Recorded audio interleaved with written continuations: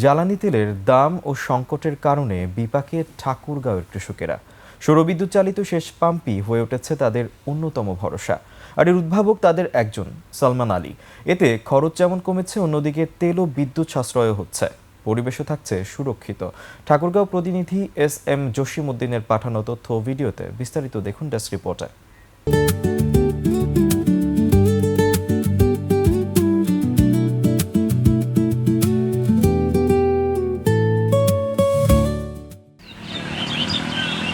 জ্বালানি সংকট ও ঘন ঘন লোডশেডিংয়ে জীবন যখন বিপর্যস্ত, তখন সেচ যন্ত্র হাসি ফুটিয়েছে কৃষকের মুখে।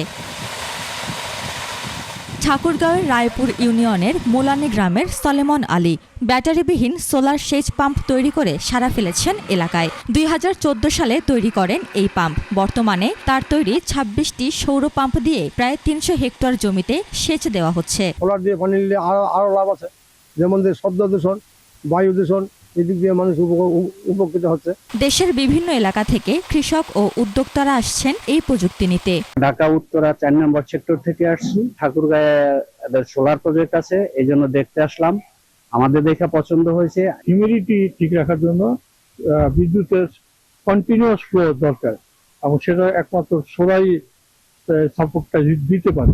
কৃষকরা জানিয়েছেন, ডিজেল চালিত পাম্পে 1 বিঘা জমিতে সেচ দিতে খরচ হয় 5 থেকে 6 হাজার টাকা। সেখানে সৌর পাম্পে খরচ নেমে এসেছে 2.5 থেকে 3 হাজার টাকায়। পাম্পে তেল পাওয়া যাচ্ছে না ঠিক মতো, দোকানগুলিতে তেল পাওয়া যাচ্ছে না, এবং কি অর্থনৈতিক অর্থ আমাদেরকে বেশি লাগতেছে।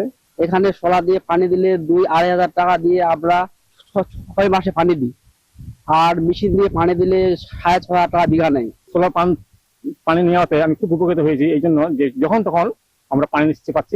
সৌর সোলার সেচ পাম্প ব্যবহারে কৃষকরা লাভবান হচ্ছেন। এই প্রযুক্তি সম্প্রসারণে কাজ করছে জেলা কৃষি বিভাগ, জানালেন এই কর্মকর্তা। আমরা কিন্তু হচ্ছে যে এটা মানে যাতে সহজলভ্য হয় কৃষকের কাছে, কৃষক যাতে সহজেই এই সিস্টেমটা ইউজ করতে পারে, সেই জন্য কিন্তু আমরা বিভিন্ন ফোরামে কৃষকদেরকে আর্থিকভাবে প্রযুক্তিগতভাবে সহায়তা প্রদানের জন্য আমরা কথা বলছি। শুধু সেচ নয়, এই সৌর প্রযুক্তি দিয়ে চালানো হচ্ছে পোল্ট্রি ফার্ম, টিভি, ফ্যান এবং লাইটও। উপমা রায়, ডেস্ক রিপোর্ট, 21 টেলিভিশন।